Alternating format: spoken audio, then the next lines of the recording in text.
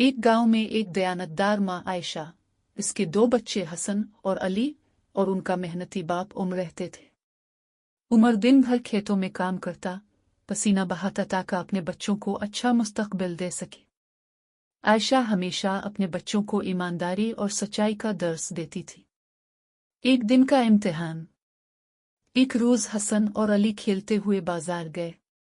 रास्ते में उन्हें जमीन पर एक भरा हुआ बटुआ मिला। बटुए में काफी रकम थी। हसन ने खुश होकर कहा, चलो इससे अपनी पसंद की चीजें खरीदते हैं।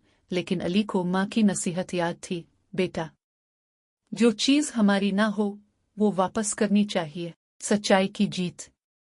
अली ने कहा, हमें ये बटुआ दुकानदार को देना चाहिए, शायद कोई उसे तलाश कर रहा हो। हसन पहले हिचकिचाया, मगर फिर वो भी मान गया। दोनों भाई बटुआ दुकान पर ले गए।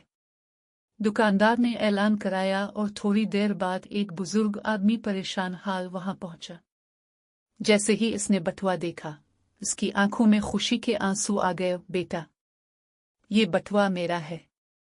तुमने मेरी बहुत मदद की, मैं तुम्हें इनाम देना चाहता हूँ। मगर हसन और अली ने मुस्कुराकर कहा, हमारे वालिद हमें सिखाते हैं कि ईमानदारी सबसे बड़ी दौलत है। हमें इनाम नहीं चाहिए, बरकत और इनाम। जब ये बात उनके वालिद उम्र तक पहुंची तो वो फख्र से मुस्कुरा दिए। बेटा, यही असल दौलत है जो हमेशा तुम्हारे साथ रहेगी।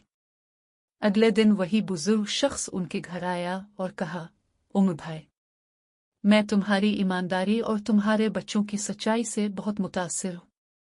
मैं चाहता हूँ कि तुम मेरे खेतों के निगरान बन जाओ।